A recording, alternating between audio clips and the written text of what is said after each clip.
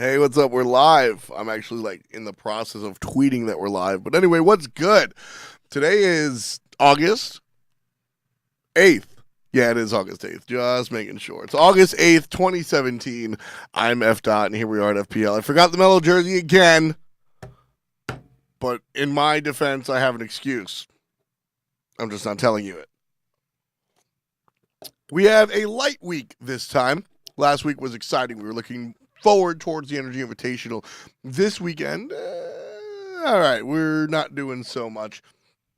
A little bit less interesting. I do want to give a couple of shout outs, though. Obviously, shout out to Into the AM, those guys put on the stream. Use code F dot to save 10%. They are the ones that made the jerseys for the NRG Invitational as well, so that's pretty relevant. And also, shout out to Evie, who's the girl singing the intro song. You can find her on iTunes and SoundCloud and StubHub and Android and all that shit as well. So certainly some fun stuff to have going. But anyway, what's good, everybody that thought Barracuda or Raffer would win and Aurora had no chance whatsoever? Your boy over here knew that we were going to crush it. I called it 3-1 Aurora in the finals. You can ask Hindu Man. I said that.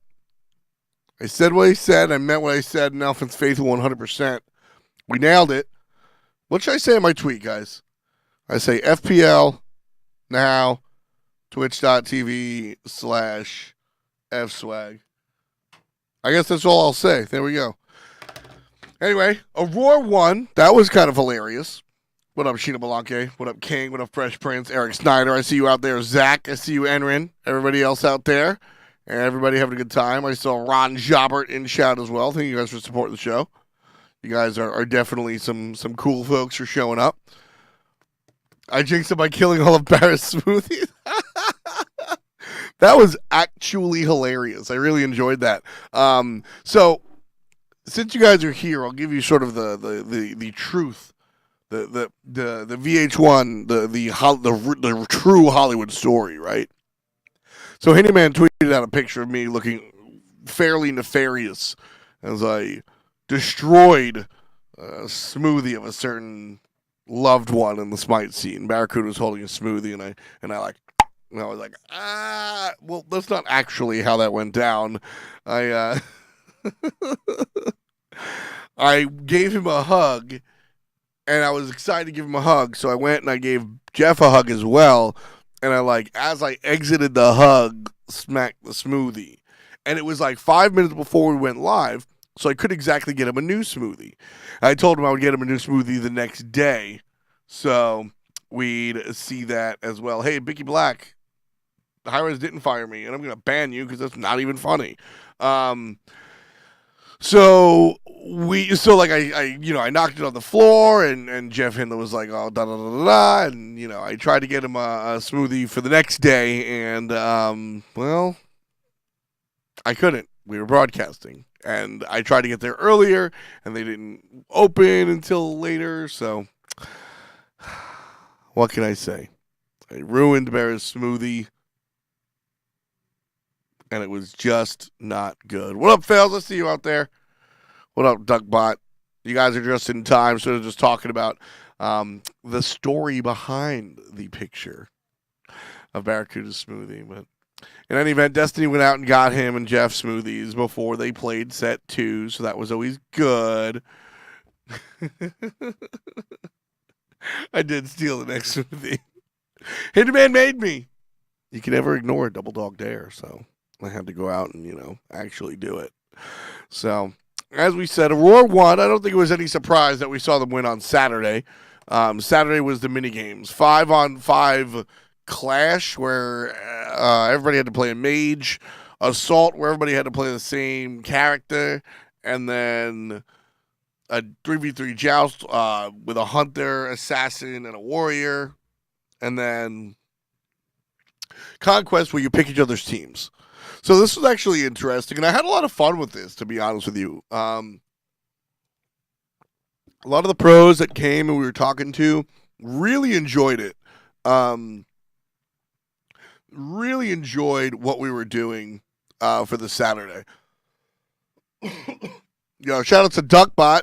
A year in a row. Hell yeah, keeping the lights on, man. A lot of the pros were just like, yo, this is mad fun. Saturday was just pure fun. Now I think there was one set, the Hell versus Uller, that I don't think anybody was happy about. So basically, what happened, the guys that were playing against each other, it was Zeros' team versus Aurora's team, right? Zeros' team is like, yo, yo, yo, yo, yo, yo. No healers, okay? No healers. No healers. And Aurora's team is like, they never said yes. They never said yes. And so they just went hell. I'm like, fuck you. That was kind of awesome. The Hells obviously beat the shit out of Uller, which, you know what? Let's be honest. Okay, let's be honest with you. The other all five of the same character, Duckbot, I was literally there. I don't care what you say, as you were halfway across the world. I was 6 feet away. What's it called? So the other 5v5 matchup, Nox versus Vulcan, there's a strategy there. Like, there's an understanding there of, like, Vulcan can, like, push turrets up and Nox can, like, explode. Like, there's a strategy. Why even if you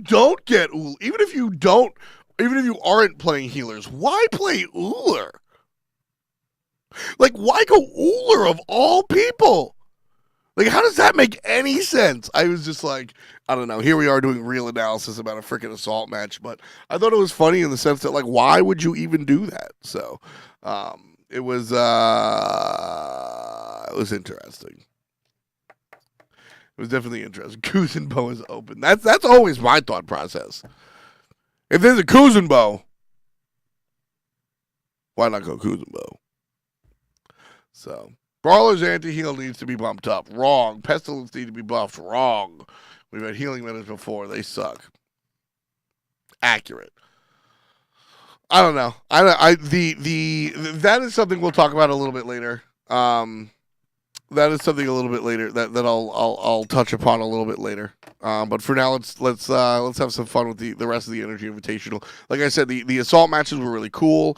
It was fun having these, like, oddball type events. I really would have loved the idea behind the On Her 1v1. I think that is, like, the go-to. That is what the pros already play as their sort of, like, skills challenge, right? And I think next time around, I would definitely love to see the On Her 1v1, like actually, you know, go on again. So, what up, Alpha Jackal? I see you. I'm a rich mod league, totally needs a nerf. There was no Today SPL happen. You know, I didn't think. It was funny because I actually thought about it on Saturday, and I was just like, you know what? I don't know if this needs an SPL happened. Like, do you really need to be covered up on what happened during the All-Star game? I probably should have done an SPL happen for Sunday, but, you know, hindsight's 2020. This was a first-time event for everybody involved. We've never done – this wasn't an all-star event. This was the NRG Invitational, but it was a de facto all-star event. You know, we had like a skills challenge or a fun stuff day on Saturday, and then we had Sunday be a little bit more serious with basically all-star teams. In retrospect, I think I probably would have done an SPL happen for Sunday's matches. Those days were really fun. I really enjoyed those. Definitely had a good time. Saturday was even fun, and I'm not really into that stuff. Like, I don't know. You heard the first match on Saturday. What was it? Clash. That's the 2-lane one on the beach. And Hindu is like sitting there trolling me, and like I'm a professional. I obviously looked at what I was casting before I went in, but like, you know, I didn't know the hypothesis, the fight or whatever. I knew like the buff and stuff, but like some of the weird stuff. And then, you know, you play along with the stuff for fun. This is sort of a behind the scenes show. So like, listen, I know there aren't any tentacle minions. Let's be real here. But you kind of have fun with that shit, right? Like, I have played Clash once, Enrin. I have played 11 minutes of Clash. You can check on my Smite Guru. 11 minutes of Clash. We had fun. Well, I don't actually think I had fun. I went right back to right back to Conquest. And you're right, Duckpot. It wasn't Smite Central 3v3 Joust. We didn't have boxers or mechs 2. So it's not 3v3 Joust. Which is why they stuck me on the 3v3 Joust cast. It was really funny. They're like, oh, you've done this professionally. I was like, I was paid in G Fuel once. Like, that's it. Why do you have Clash? I don't have Clash. I don't understand what that question means. But yeah, like, you know, we had fun with the cast. The cast was a ton of fun. And I'll touch on Sunday's cast as well, but no, it was just fun, like, casting something that wasn't Smite. Like, it was still Smite, right? It was still absolutely Smite. But I mean, it's a different game mode, different weird stuff. Like, it was fun, just relaxing and doing that sort of stuff. I remember last year we had, during the summer, a Joust series that we were not supposed to take seriously. We really were not supposed to take it seriously, and we took it too not seriously. If you guys missed it, we made pina coladas on screen. I didn't have a can opener, so I opened it with a hammer. Oh man, we'll talk a different at a different time. I've been corrected. Zach did the investigation. I have played 14 minutes of Clash. So, hoodie doos. So, it was fun, like, you know, and all the time that we cast is relatively serious, and we have fun with it, but, like, you know, there is, like, a home base. This was time, I mean, Saturday we were just, like, off the reservation completely, just doing whatever. It was good, Fats. All right, the weed, it's the cops. Did I surrender? I don't remember if I surrendered. I honestly do not recall if I surrendered my one Clash game.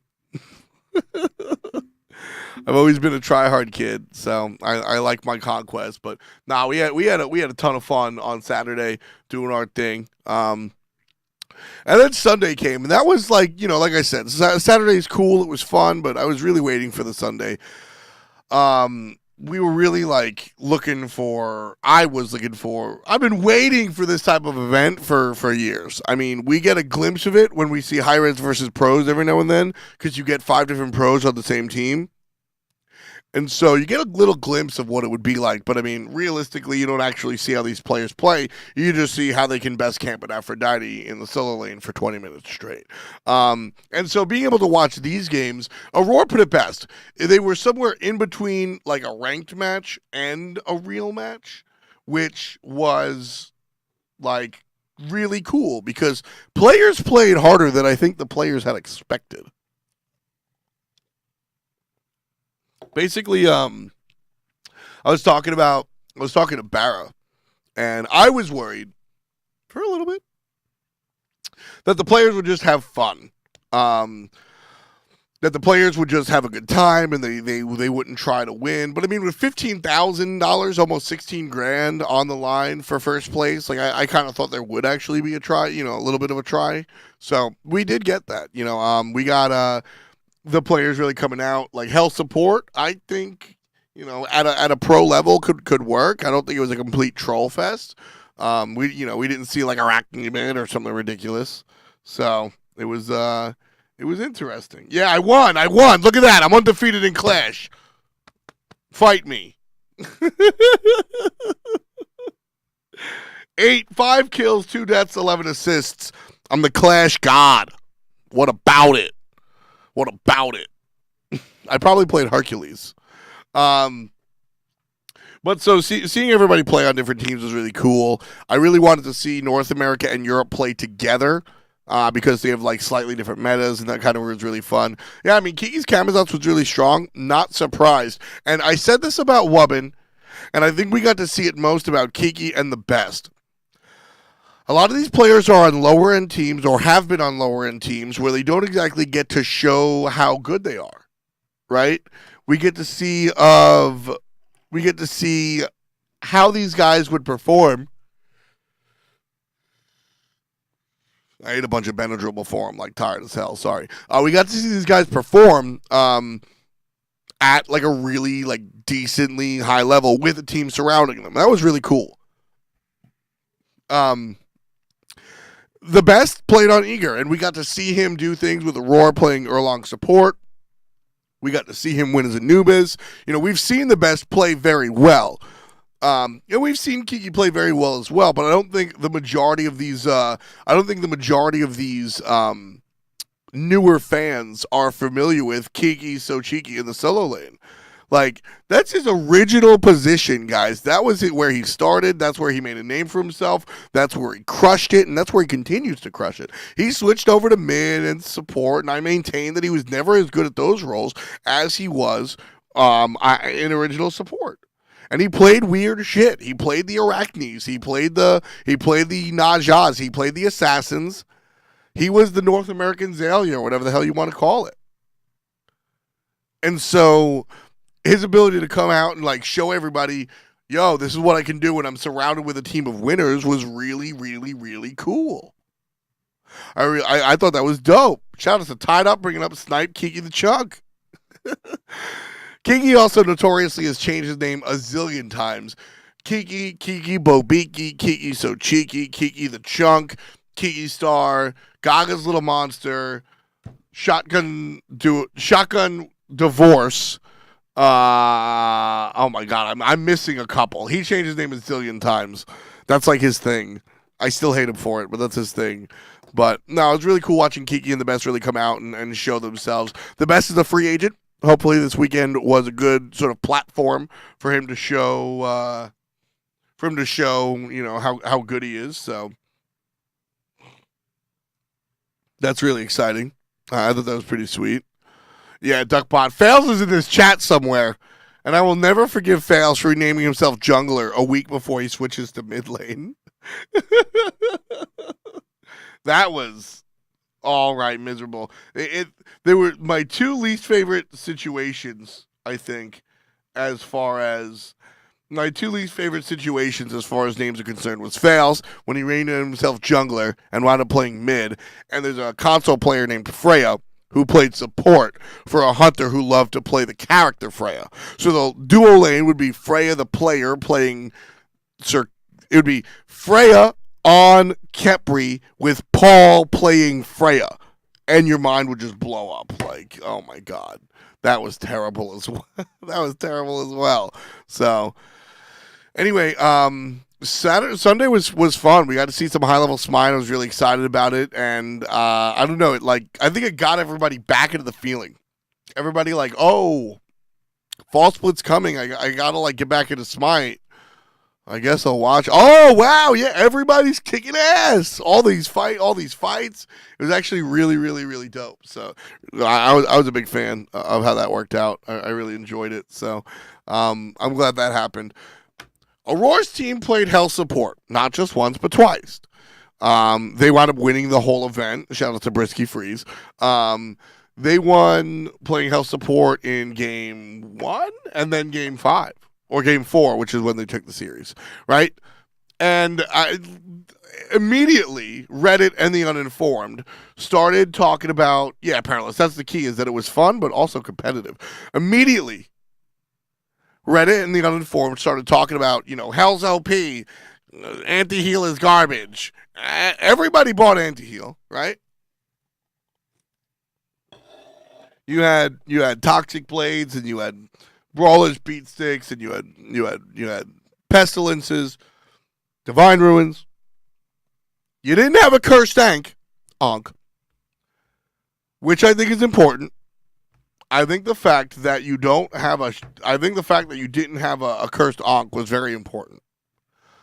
I think with the cursed Ankh, maybe things are different. But I also think that game was not won because of Hell support. I think the idea that game won because of Hell support comes from people that either A, didn't watch the game, or 2, have no idea what they're talking about. You got to look for it, and you got to watch the game. Because, game number 4, basically what happened was Aurora's team wins game 1 and 2 kind of handedly. Game number 1, Hell support wins. Game number 2, Aurora's team just sort of wins. Game number 3, they get shit on by the Variety Cubo Fred machine. Quavo brings out his Hunbats, Variety brings out the tier, and they just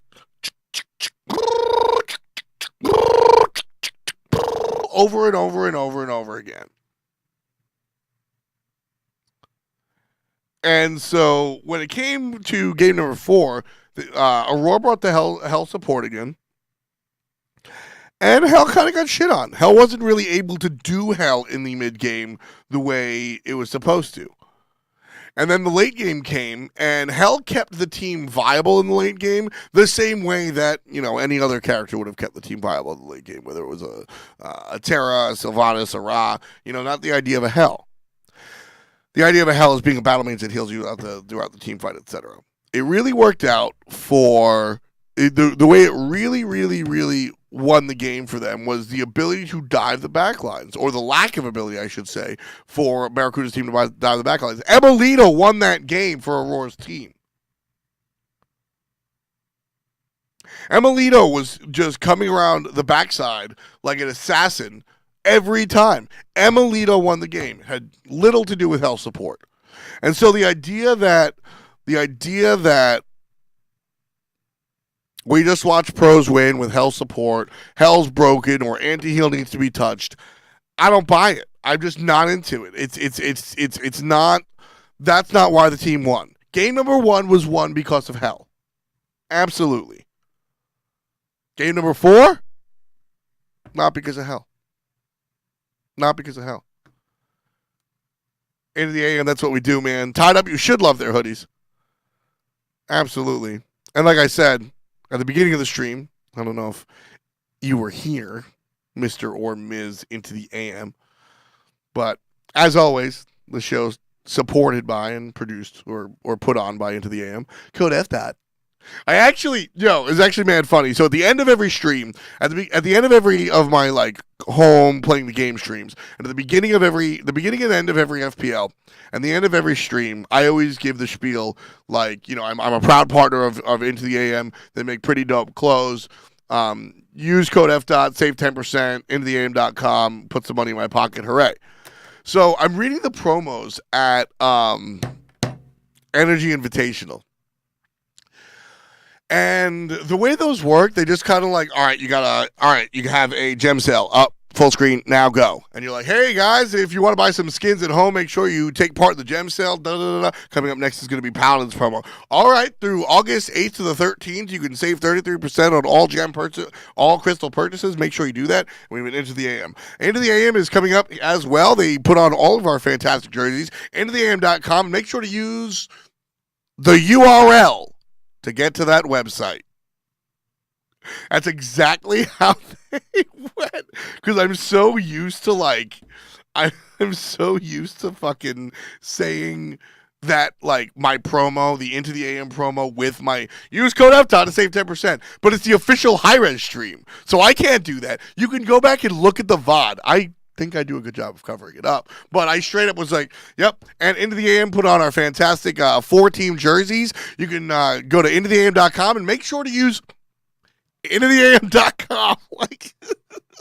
The URL. It was really funny. I wouldn't have minded. I'm sure you wouldn't have minded. I think my bosses might have minded if I put my personal thing out there.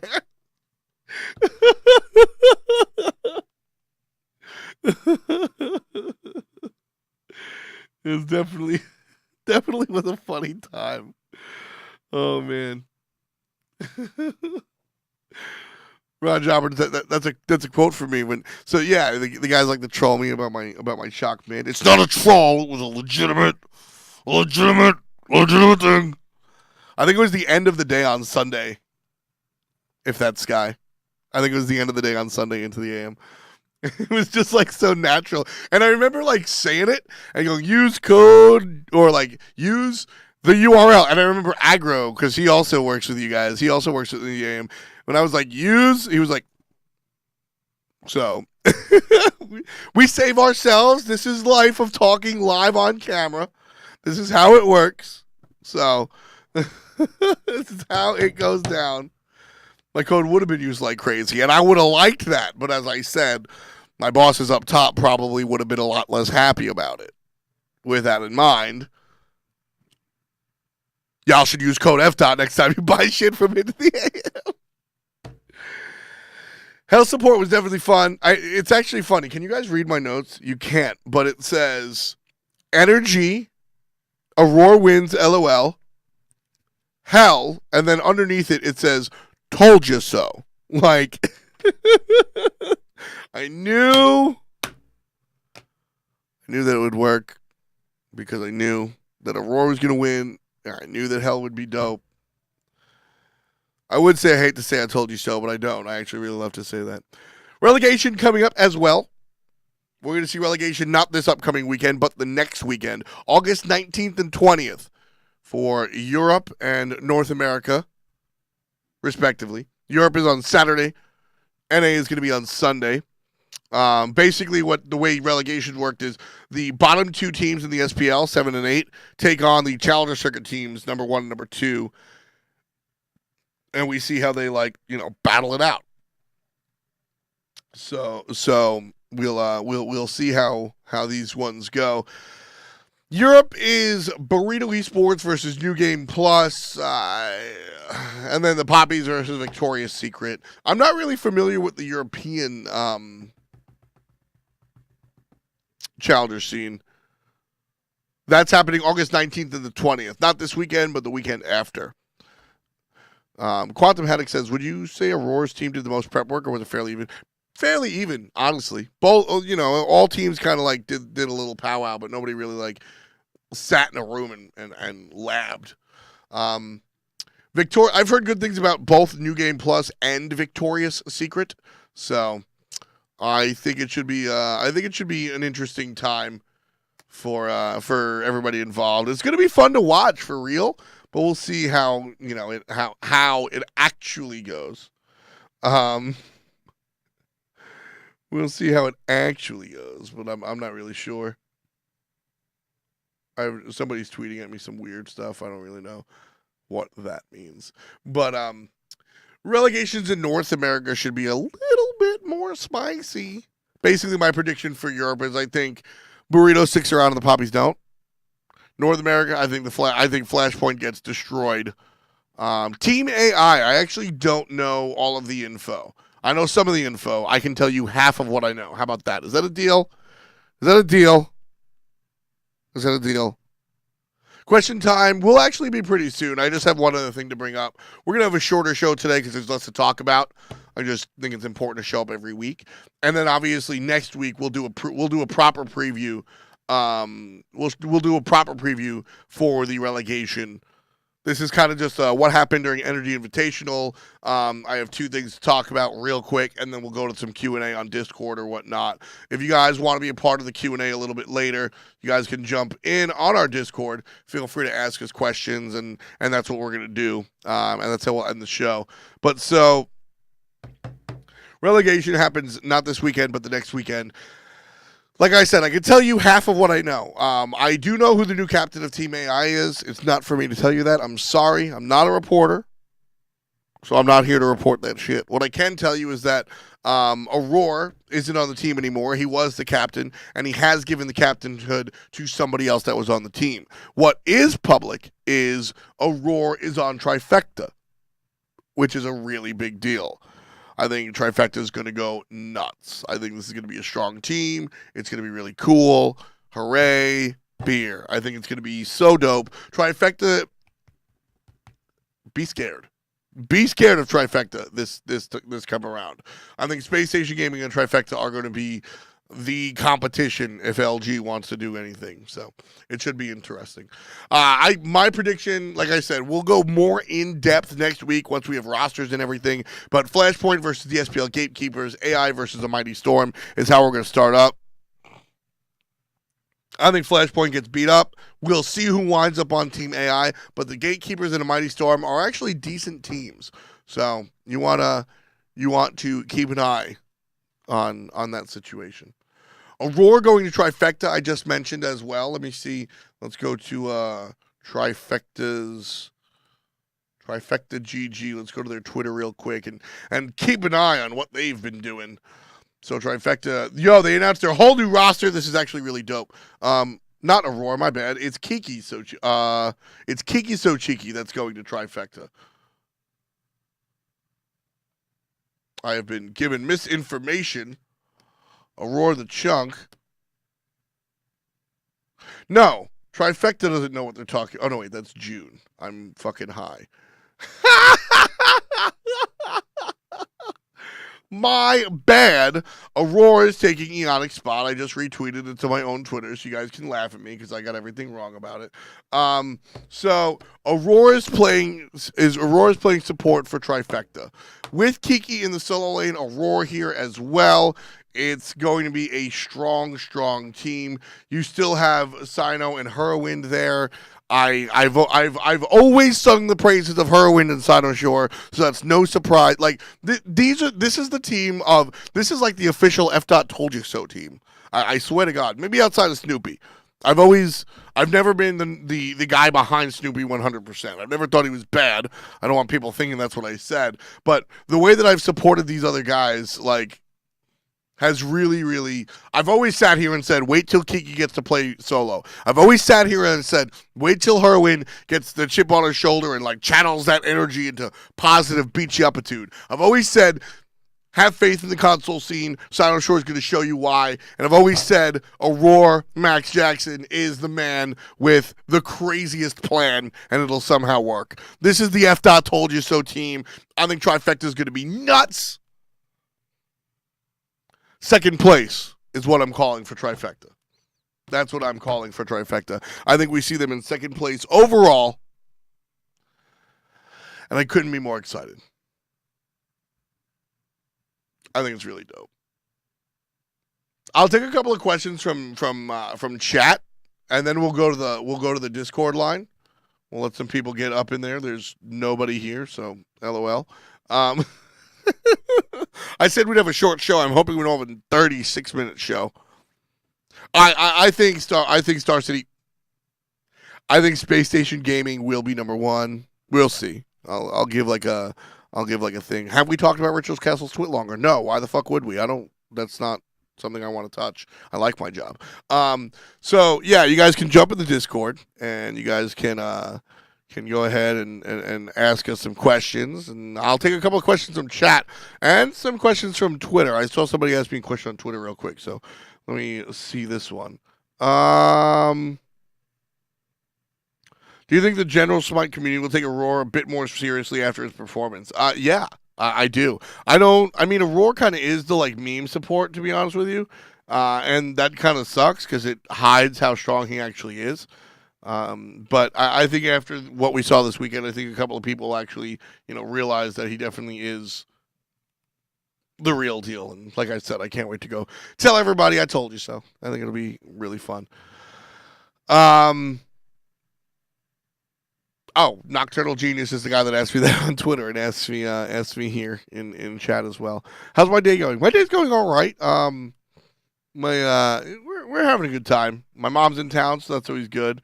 But unfortunately, my pooch at home is rather sick, and I don't really want to talk about it too much. But my family member is not doing too well, and we're just kind of hoping for the best. So get well, Jamie. But esports are more fun, so let's kind of focus on that stuff, shall we? Zatman, is Zatman on a team? So, I mean, obviously, right? Like, Vedium stepped down as Space Station's Hunter, and then Space Station Gaming came out with a tweet that I made fun of. So, last split, I guess I should follow these people. Last split, right? They were like, hey, Zatman is going to play Hunter for us. And everybody got mad at Zatman for leaving Eager in the middle of a split. Zatman doesn't like when people don't like him, so he was like, oh, JK, LOL, not me. I'm not going to do that. And now this split, he's going to do it. We all know, is like, obviously. Zap is far from washed up. Zap is good, but I would say Kiki into the AM. Which pro would I say is the most underrated first skill and performance? I think it's Kiki. That might be a quickly outdated statement because I think people are quickly seeing how good he is. Kiki should not play Vamana ever again. I've never seen Kiki play Vamana well. whatever. But Kiki plays a strong solo. Kiki plays a Dimmy style solo lane where Kiki can play for the team. He doesn't always have to play the flashy god. He doesn't always have to be number one. He doesn't always have to win lane, but he'll do whatever the team really needs. And I respect that, and I think that's very important. You think Kiki got massively better coming into Season 4? I think Kiki is naturally a solo laner, and Kiki is not as good at the other positions as he is at solo lane. And I think back in the day, before the SPL, Season 0, Season 1, did he play Season 2 in solo? I'm not sure if he did. My memory is failing me. But he was a good solo laner. He was a strong solo laner that had a Dimmy type style where he wasn't always number one in the headlines. That was Omega, and that was Divios, and that was Maniac, and that was Zalia. But he was always doing it in the sense that he was able to provide what his team needed.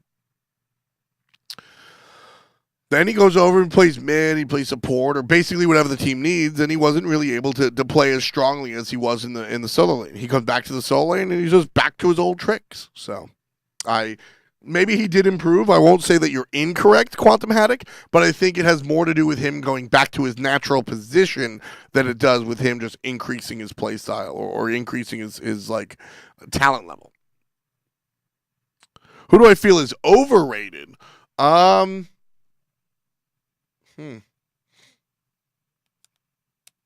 used to feel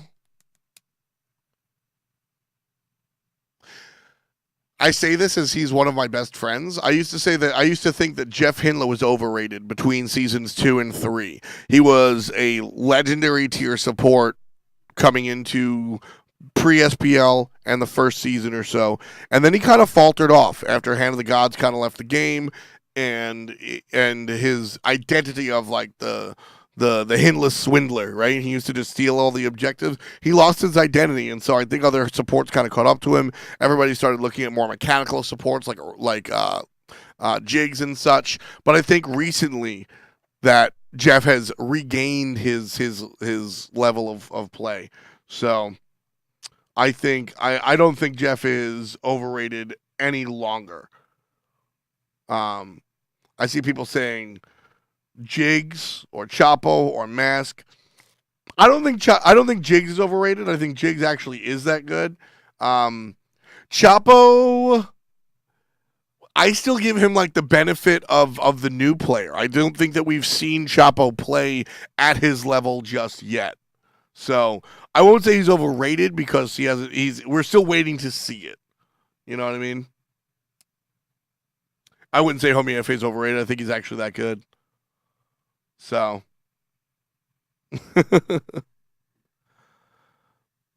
What do I see the ALG boys placing? ALG playing, I mean, probably somewhere in the middle of the pack. We'll see how they wind up. I hope Optic picks them up. So there was a period of time a little while ago where Weekend was spamming Chipotle. Support me, support me, support me. He really wanted like a Chipotle deal, right? And he wasn't really getting it. And then he was looking for Optic, right? Optic just got sponsored by Chipotle. I would love it if Optic came in. One, I would just love it if Optic came into Smite, full stop. But I also think that Weekend is the guy for Optic to go with, personality-wise and content-wise. I don't think there's anybody else that really puts the quality, amount of, and style content that Weekend puts out that Optic would want.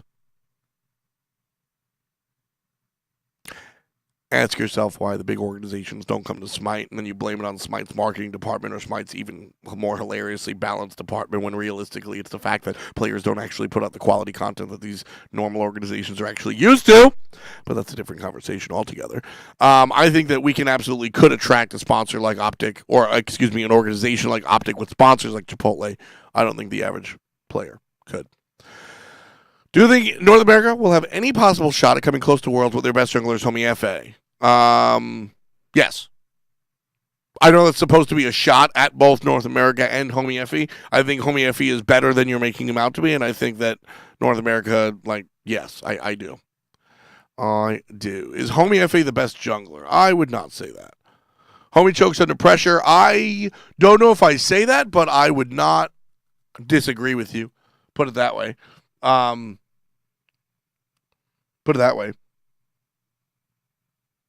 think that Homie Effie has never performed at LAN, but I'm not sure if it's about the pressure or not. In Smite's current state, who do you think will be top 4 in Worlds? In Worlds, we haven't even hit Super Regionals yet. I'm not doing that one. Thoughts on we could go to PUBG instead of Smite?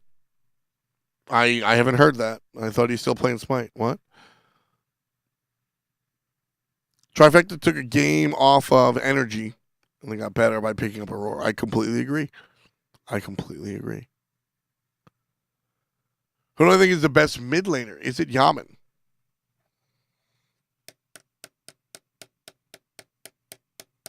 You still got to look at zeros. You still got to look at Pretty Prime. I think it's definitely a European for sure. Perilous. What do I think about big food chains getting involved in esports? I already mentioned that they got picked up by Chipotle. What do I think about it? I think it's cool. I don't know what kind of question that is. Is there somebody out there that doesn't want more money in the industry? Then they should really check themselves.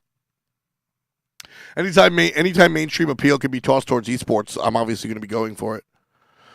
Can I talk a little bit about Direwolves leaving the scene? I'm not going to talk too much about that. This is an FDOT show, not a high-res show.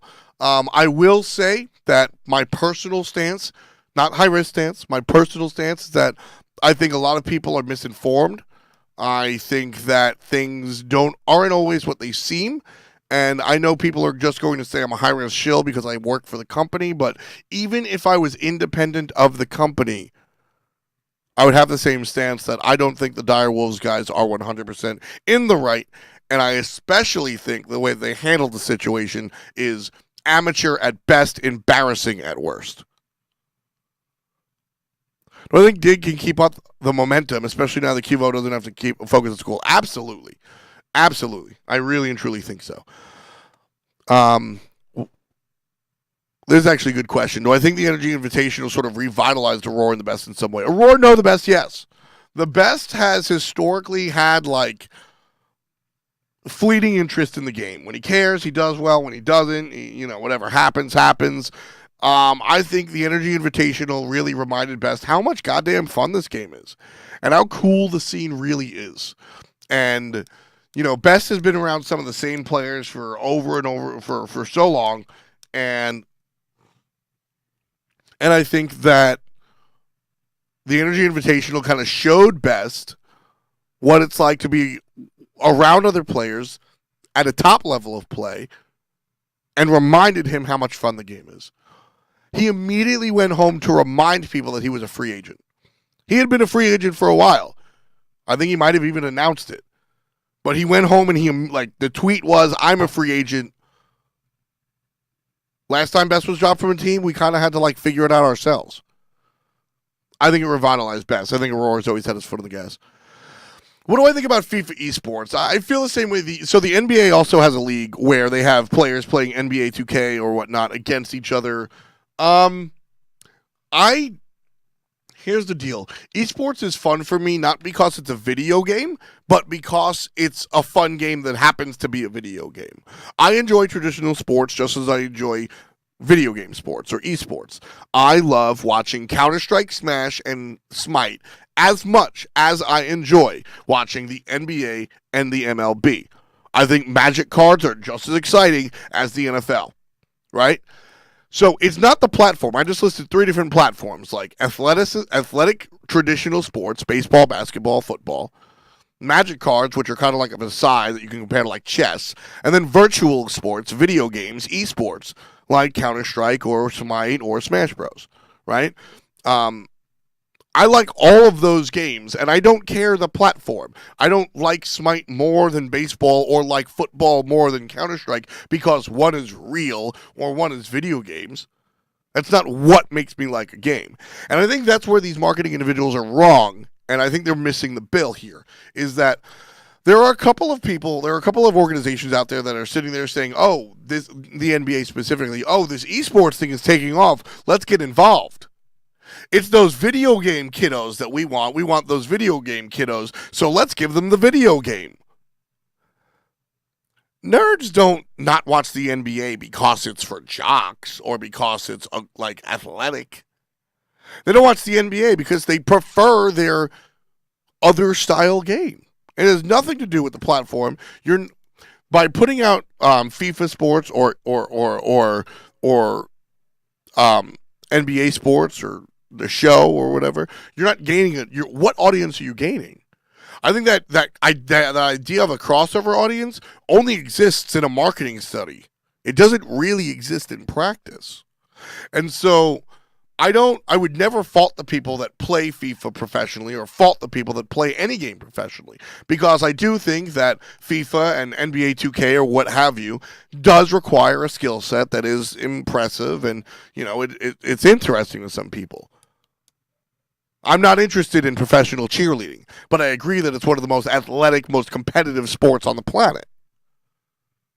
I'm not really into figure skating, but I agree that it's extremely demanding and it's extremely competitive in both artistic sense and athletic sense. It's just not for me. I agree that playing FIFA or NBA at the highest level is incredibly difficult, but I just don't care. It's just not for me. If I want to watch basketball, I'm going to watch traditional athletic basketball. Not because I think it's stupid that it's a video game, but because I'm already watching this league, I'm already invested in it, and I already like that style. That's already what I do. I don't need a new platform, right? I don't need a new version. Some people will. Kudos to them. Kudos to the players. Just don't care. What I expected of Noble? Absolutely nothing. Pretty Prime is the best mid laner in the world, full stop. I think there's a small conversation there, but he's absolutely in it. When do I think Hi-Rez will allow you to transfer a console account to PC? That's not a Hi-Rez question. That's a console owner question. Microsoft, Sony, or otherwise. I understand people like PBM Incon Weekend might not be the best players, but them being in LANs is good for Smite. I enjoy watching them over people with no personality. I'll agree with you half and half. I think that there is, yes, I agree that I like watching players like Polar Bear Mike, Incon, and Weekend. The idea of players with personality, I'll agree with that. I enjoy watching those players over, like, a quiet, do-nothing guy. At the same time, having a quiet, do-nothing guy is also interesting. If you look towards it's all about what you don't have. Grass is greener. The NBA is full of giant personalities. Kawhi Leonard is one of the best players in the entire league, and he's known for being a quiet, do-nothing guy. And that's interesting because everybody in the NBA has a giant mouth with a giant Twitter account, and he's just there like, I'll play ball. And he's a top 5 basketball player in the world, right? It's all about what you don't have. Right now, we don't have that many personalities. So, sure, I agree. I like to see that. But I would never want to see some sort of, like, system made so that those players always come to land. That'd be silly. Not implying that you said that, Falkness Monster. Do I think Cuvo has surpassed adapting? Yes. I am at a new studio. This is actually pretty sweet. Shout out to my buddy Jameson who helps me put this one on. Big companies. By big companies into the AM, I meant big organizations. A lot of the common chitter chatter of the uninformed is that, organizations like TSM and Cloud9, etc. But there's a lot of different reasons for that, and it has nothing to do with Smite's health as an esport. It has more to do or more to say about the different players involved or lack of content. Cuba's been better than adapting for a while, long time. I think they've been even for a long time, but I don't know. Opinions of the Zapman Eager incident. Zapman was more right than people think he was, but he was still kind of a not nice guy. Again, talking about content and such. DJ streamed every day, but nobody else did shit, especially the Xbox team. The Xbox team won Worlds. How many viewers did they get at Worlds? I don't know, and I'm not saying it's low, but what I'm saying is that's all they're worth. Esports doesn't care if you win or lose. If you are the worst team in your respective league, but you are the most viewed on Twitch, you are the winner. That's how esports works. Chipotle just sponsored Optic. Do you know how Optic's doing in COD World League? I don't, but it doesn't matter because everybody knows the name Optic. Not because of their performance in CWL, but because everybody in the world puts on an Optic tag, does a 360 no-scope, and they ship it to YouTube for 5 million views. That's why Chipotle gave Optic a ton of money. How's CLG doing in the LCS? Irrelevant. MSG gave them a ton of money because they are a recognizable name. Hotshot's hanging out with Snoop fucking Dogg. That's why CLG got to cash that check. Has nothing to do with how good they are. Now, there is a connection.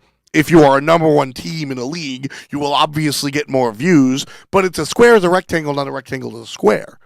Being number one in the league will help you get more views and thus help you get more money because more people are looking at your advertisements.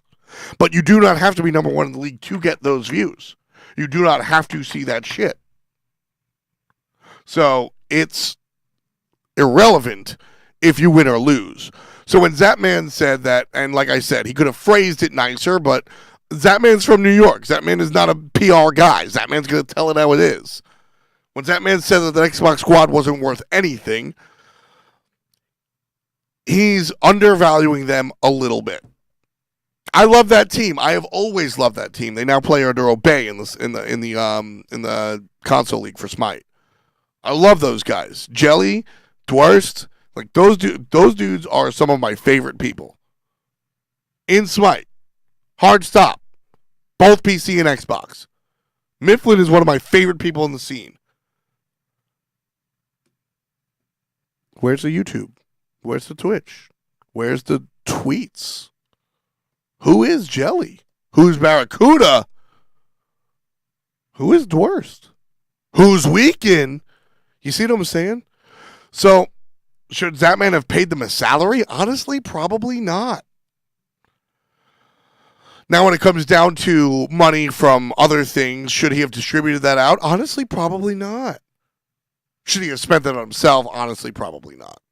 So I think that the Zap Eager situation was, he wasn't a super nice guy, right? But I think on a scale of 0 to 10, with how right is Zapman, 10 being Mother Teresa and 0 being James Woods Hades, I think you're sitting, the public perception put him at a 12, but realistically he's at like a 4 or a 5. Do I think Matt Yankee's a better hunter than Oceans? No.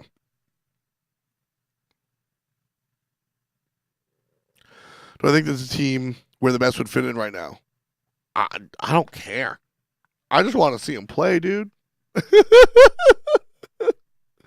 I just want to see him play. I just want to see him play.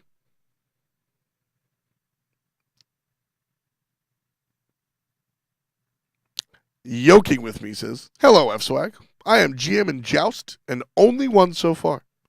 Why does it show I am also Diamond 1 with 224 points? I don't know. I'm sorry. I just yell about esports. How do you think we can increase the amount of traditional Conquest players? Now I'll give you the impossible answer. Be nice. I'll give you a more realistic answer. I think Hi-Rez could put out a couple more tutorials, officially and unofficially. I think that so here, I think Hi-Rez could put out some tutorials and make use of that wisdom tab. I think that the community could make some more content for newer players. I'm sure, like, I could do so, but that's not really my wheelhouse. People always ask me, hey, F-Dot, how do you do what you do? How'd you get to be a content creator? And I say I just did it. We look a lot different here. But I kind of just started in my bedroom with a microphone and a camera, and I started talking about Smite. You know why? Because there was a hole. There was no talk about the pro scene. There was nothing that I could look to. No podcast, no Twitch show, no nothing where people would talk about the pro scene. That just wasn't how that worked. That wasn't out yet. So I was like, hey, here's a spot for me to do something. Maybe I can do something, right? And so that's what I did. I found a hole and I filled it. And then I was the only one doing it, so I kind of sort of had to get big. Anybody else out there want to do this for a living? There's a hole out there making content for new players. Ain't nobody making tutorials. Every 2 weeks, the game changes. Ain't nobody making a video aimed at new players.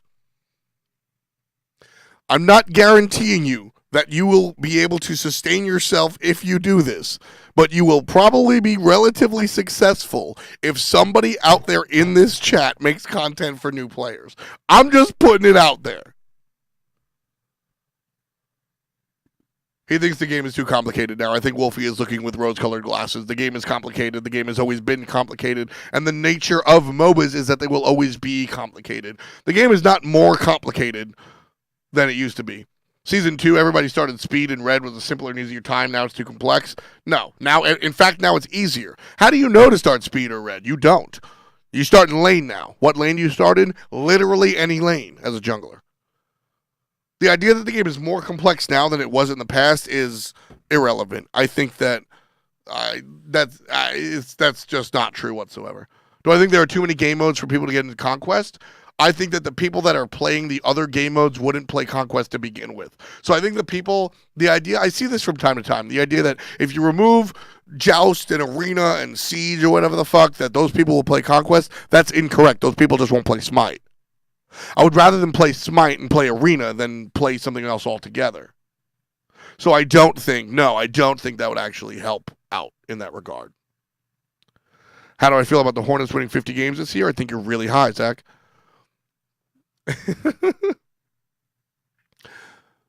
Yo, Actarian King. He just says a lot of nice things about me. I'm going to read it because that'd be kind of la-di-da. But I see you, and I appreciate that, man. Thank you so much. How many games do the Sixers win this year? Maybe 9? Maybe 9? I would love that. I would love that into the AM. Like I said, I don't really think that's my wheelhouse. I could probably do it, but fact of the matter is, I have other stuff going on, and I think there's a hole for somebody else to kind of step up and do that. Bringing in Smite personalities to lands as analyst third caster seems to be a good balance. Yeah, I agree. And, we do that for Worlds. Now, naturally, I'd prefer if the players actually made the lands, but if you don't make it a land, yeah. Well, that's one of the cool things that we get to extend that invitation to, be on the analyst desk or whatnot. So I think that's really cool. Yeah, thank you, Swolson. Yeah, I'm a big fan of the new setup. Shouts to everybody that made a part of it. Jameson. Basically, so we're in high res. And Jameson, and my buddy Jameson is the one. Jameson's the guy that helps me out with SPL happen. Jameson's the mind behind a lot of the good shit that you see come out of high res lately. He works in production. And basically Jameson was like, yo, I think I'm going to set up a podcast room. And everybody else was like, why? And he's like, because I think it'd be dope. And they were like, why? And it was kind of like, the chicken, what's that story where the chicken makes the bread? And she's like, hey, will anybody help me make the butter? And everybody's like, no, you suck. Will anybody help me make, the cornmeal? And then, no, you suck. I have no idea how bread is made. But then, anybody want to help me bake the bread? No, why? You suck. And then when homie has the bread, everybody's like, yo, could I eat the bread? And she's like, no, you suck. Well, now he's got this podcast room. And people are like, yo, what's up? So, as always, shout outs to Jameson, my day one homie. We make fun of him for eating too much Popeyes, but he's been a big deal for me personally and professionally. So, shout outs to that dude helping me get the setup. What's up? Zero visibility? Yes, I'm just chilling, dog. I'm just chilling. Having a good time here. If people were nice, you'd probably like Conquest more. I mean, I agree. Volpixie says, and I agree with that. I would like Conquest more if people were nice, but that's like a pipe dream. That's not actually going to happen, that's not actually going to be a thing.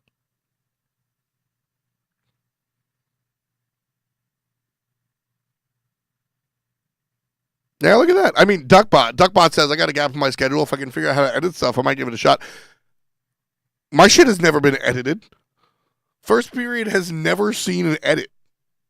It's like my camera goes on and then it goes off. And then I take this button, I drag it all the way across, and I upload the Twitch stream directly to YouTube. I didn't even do that last week. The idea that... Now, I'm not saying just like put bullshit out.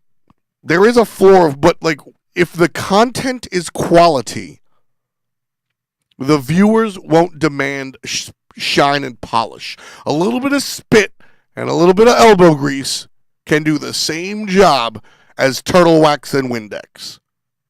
It's all about how good the content is. Now, you know, like, at the risk of sounding arrogant, I think the shit that I put out over the years has been good, which is why I've been able to do what I do. At no point in time have I mastered Sony Vegas or Photoshop or anything. I still use MS Paint for my images. I know where my downfalls are. Shouts to Ron Jobbert, the artist that puts all the art together for the channel. Shoutouts to Evie, the artist that makes our opening music, right? You shell out a couple of bucks to fill in your holes, and yeah, it's an investment, bro. I paid artists way back when for first period imaging. Shoutouts to Psycho Gamer in Iowa, fellow Tier Monster streamer, when I didn't have a job. You gotta put your money where your mouth is. And you don't always have to fucking make everything look like a Ferrari. That Honda Civic can get you to point A to point B. It's all in how you do it. Homie Buzz says, I get called feeder, shitter, idiot every time I play Conquest. Do I keep playing or stick to Clash? I would say keep playing. But, yeah, it's up to you. Why don't I like the English crime scene? I don't dislike the English crime scene. I like Skepta. I like some of those dudes over there. I mean, I always bring up the fact that, not grime, but the Streets was one of the first groups to bring me into underground hip-hop. And he's from England. I personally don't like the English accent applied to aggressive trap-style beats. I like the English accent on different style beats. I'm not saying English people can't rap, but I think that trying to emulate American rap doesn't work out for them. And that's obviously, you know, a personal thought. Deadshot Jackery says, I consider myself a pretty average tier Conquest player. Is it justifiable for me to make tutorials and give advice to new players when maybe I don't really know what I'm talking about either? You know what? Sure, Deadshot. Because then it becomes a learning experience for both of you.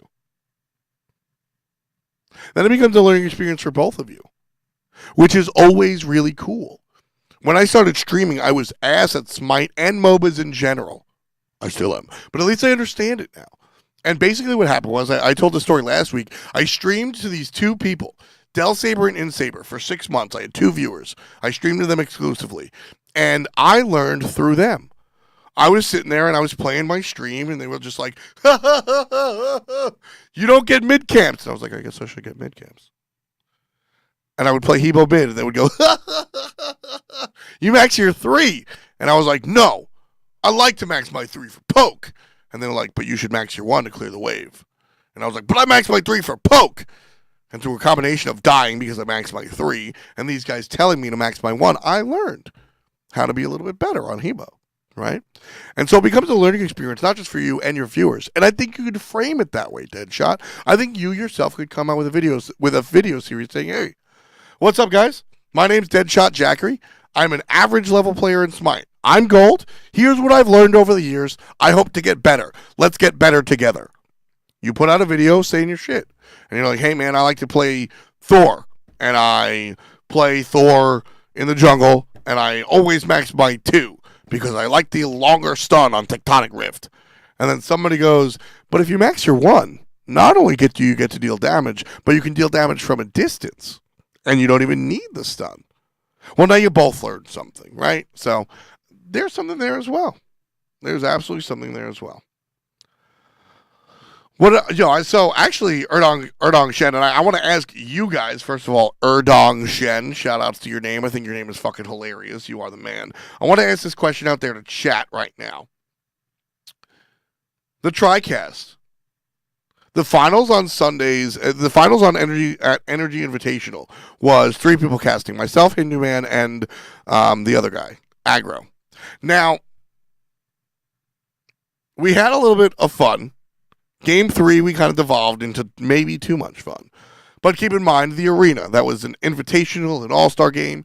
It's supposed to be fun. What'd you guys think of it? I really enjoyed it. It was difficult. It was not as difficult as I thought it would be, but it was definitely more difficult than a 2-man cast. The mechanics of commentary, maybe I'll save that for another stream, but the mechanics of commentary are very real, and it's a very, interesting thing to be able to have that conversation going with 3 different people. Now, Hindu Man, Aggro, and I are naturally good friends. We are friends outside of the office, and I think that's why we can put together a solid broadcast. And I will say I thought it was a more positive than negative experience. I would love to bring it back as well. And I think, I'm not in charge of this stuff, but I think we will bring it back. I had a ton of fun, and I think the viewers had fun as well, which is why I'm asking you guys. I kind of want to hear. A lot of people seem to kind of, enjoyed it. TriCast was sick. Thought it was dope. So, Duckbot brings up a point. TriCast was amazing. It works the best when the third is a pro. It's interesting because that's not even a TriCast. That's more like it is technically, right? But that's sort of like 2 commentators with a pro for insight. So it doesn't really work out like the way our 3-man cast worked. But I agree. I think having that pro element is definitely really strong. Side note, Aggro was a professional level player. Jokes aside, we like to rib him, but he was a professional console player. He did play on a high-end team. I think that's something to be said. But you're right. I feel you on that, Fresh Prince. It works with certain people. I think it has less to do with certain people and more to do with the interaction level between those people. I think Taco Toli and maybe one of their best friends could make something work like that, sure. More enjoyable with 3 casters. Interesting. Yeah, Coral Skipper. It was tough. And we did step on each other's feet, I think, 3 separate times. I haven't watched it back yet, but I can remember 3 times where we stepped on each other's toes, but we kind of handled it. Having a pro at the analyst desk is definitely something we try to do with the bigger shows. So, my opinion on DM Brandon and his influence on the community. Interesting conversation there. I like DM Brandon. I respect DM Brandon. And more than I respect him, I respect his ability to have his own opinion and stick to it. I wish that his community would receive that as much as they receive his statements. Does that make sense? One of my favorite qualities about Brandon is something that that is in me as well, is that I say what the fuck I say, and that's it. I will back it up with facts. I will back it up with why I think so, but that is what I believe. Now, if you bring me information that is new to me, I may change my mind because I have an open mind. Brandon does well. But what it comes down to is what I believe to be true, and I'm not going to bend just because of a camera or whatnot. I don't blindly follow what other people think is true. And it gets me in trouble sometimes. Not trouble, but the sense that I will give analysis points that people don't agree with. I'm not saying black or white, the sense that Brawler's Beatstick is good against healing. I'm not sitting here saying no, it's not. But I've said things like Hell is a better mid laner than a solo laner when she was viewed as a solo laner. I've said things like Hercules is a fine jungler. In fact, he's one of the better junglers. And people look at me like I have 5 heads. I'm not afraid to say things like that. And people just go, oh, he's just gold. He doesn't know what he's talking about. But realistically, I think I'm correct. In fact, I know I'm correct because I'm going to be that guy. And there's something respectable about that sort of mentality. But there is nothing respectable about blindly following what somebody you respect says. And I think that sometimes Brandon takes a statement and his community can take it and run with it without doing their own proper research or without doing their own proper, standalone thought process. Is Brandon my friend? Yes. Do I respect Brandon? Yes. Do I think he's right all the time? No. And so I want a little bit more independent thinking from people in that regard. I feel exactly what Bomber Ballard said. I love listening to DM's conversations and discussions, even when I disagree with him. because I like to hear his thought process. I think that's important. But everybody should be able to think for themselves a little bit. Everybody should be able to think for themselves a little bit. I'm hungry now. I'm scrolling back in chat. I'm like in 2 different chats right now. I'm in current time chat and backhead chat. And so I just see when I mentioned Popeyes, Jameson was like, I'm hungry now.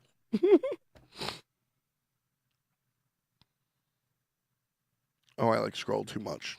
Oh, well, I just broke everything. There we go. Okay. Yo, hell yeah, I appreciate it, God of everything. I never did commentate Gears of... Oh my God. There's no way you're talking about like the early 2000s from Parallax LAN. If you are, we got to go hang out sometime, God of everything. If you're not, you have me mistaken for generic Hispanic looking dude in Gears of War. The Gears of War scene is dominated by like Puerto Rican dudes from New York. Especially right now, definitely look like your average Gears of War commentator. So you know what? I think you have me mistaken. But once upon a time, I used to manage a LAN center in New York called Parallax LAN. And I worked there so I could never sign up for the tournaments, and I would generally not like really commentate, just have fun with it. And yeah, I mean, I always knew I wanted to be a sports commentator from the time I was a kid. And then at like 14, 15, I'm working at this LAN center, and like Mewtwo King's coming to play Melee, and we're having Gears of War tournaments, we're having Mama's Killers play Counter-Strike, and I like, in the corner with my bros, I'm commentating to them. Never like on a stream or anything. But Gears is huge in Mexico. Like I said, Gears is just huge in like the Hispanic New York community in general. It's just more cutthroat, and that's how we do. That's how we do it. So, thanks for the kind words on the TriCast. I think it's unrealistic to make 3 the norm, especially in regular season games. SPL will never move to Joust. But it is a lot of fun. I think we'll definitely see more 3 casting commentary on the bigger stages with a pro or even without, for sure. I think Hi-Res will make Joust tournaments everybody can join. I don't think so that Hi-Res would, but I would love to see the community do so. There used to be, Smite Central used to put on 3v3 Joust tournaments weekly, and they were a staple. They created their own community. I worked them. Before I worked for Hi-Res, I worked for Smite Central, and I used to cast 3v3 tournaments with Fats. I used to cast 3v3 tournaments with Kret. Fats now works for Twitch. Kret now works for Paladins, right? Hi-Res. And like, it created their own community. I think you can sit there and you can find a Joust community. Maybe you or other people with more resources, you can actually create that. I don't think Hi-Res will do that, though. I do not think that's true. Fortunately or unfortunately, depending on how you look at it. Got it, everything. I appreciate the kind words, man. I would actually love to go and commentate a shooter. But like I said, some people might be offended, like, oh, so I just look all the same. But no, I mean, no, I don't look like Golden Boy right now, but but yeah, I appreciate the kind words. I don't like that attitude, Optimus Prime P. I'll let like one statement slide, but let it be known that we're generally. I like open communication. I like open conversation, but don't just be a dickhead, especially to my friends. Smite Central, what's up? Duckbot also was involved. Would I ever consider commentating amateur tournaments? Absolutely zero visibility. Like amateur Smite tournaments, yes, I love to. 1, it's fun. 2, I fancy myself as a teacher, and when I commentate with amateur casters, I like to pass along what I've learned, because I've been taught by Bart and Brandon, right? Like, it's the blind leading the blind. All of us have been self-taught. Aggro went to school. Hindu Man went to League of Legends World, right? But, like, I am self-taught outside of what I've taken from DM Brandon and Bart Konigsberg. So whenever I get the opportunity to like cast some amateur stuff, I love to do that. And if the people are receptive, I love to pass on my knowledge. I think that's really, really cool. And also, it's just, I don't know how to say this without sounding like a douchebag, but realistically, like I am a part of High Res. I am a part of the SPL. I am a face. I can bring maybe 10 people, but I can bring people to the broadcast because I am a notable caster. I'm not trying to like, pat myself on the back or toot my own horn or something, but the idea that there's an amateur tournament going on and FDOT is casting it is cool to some people. And any way I can support these amateur tournaments, I absolutely want to. I'm not the richest man in the world, so I can't always provide money, but I can provide time sometimes. And when I do have that time, I absolutely love to. I did a couple of Eager tournaments last year. I've done a couple of Smite Central stuff since working for High Res. I've done a couple of these things, and they're so much fun because I still, and this is something I say all the time, I still consider myself a part of the community just as much as I am a part of High Res. I never want to leave that behind, so. Commentating COD with Golden Boy would be fun. I watch COD World League a couple every now and then. I love Uplink. You see that dunk we saw the other day? That was pretty sweet. What are my thoughts about the level of competition currently in Smite? Do I think the future of the region will catch up North America and Europe? We'll see. I'm not sure. I think that Brazil probably is a step ahead of the other people. Hebo is viable. I agree. I agree that Hebo is viable. You need a lot of peel with him, but I think that Hebo is viable. Who do I think will be catch? Oh, LOL. So you do commentary for the smallish Facebook amateur Smite tournament page, and I feel like I still have a lot to learn. Could you give me some pointers that I think are good for a somewhat beginner? Sure. Ultra V Man, I could just some commentary without even hearing the commentary. Slow down. You're probably going too fast. Don't feel the need to show everybody how smart you are. Bring out your stats and your deep level knowledge when it's applicable. Now it's funny because people tend to think I'm stupid because I don't always bring them out. But then occasionally when I do, they go, oh shit, I thought I know what you're talking about. They should think about like your deep level stats as seasoning instead of the whole meal itself. Nobody wants to eat a pile of onions, but the right amount of onions on a good burger make or break the dinner. Make sure to share your time with your co-commentator. If you do have a co-commentator, don't hog the mic. That goes with sort of pacing yourself. And always, this is perhaps the biggest tip, listen back to every single broadcast and critique yourself. Always do that. Always do that. That's how you'll get better. That's absolutely the best way to get better.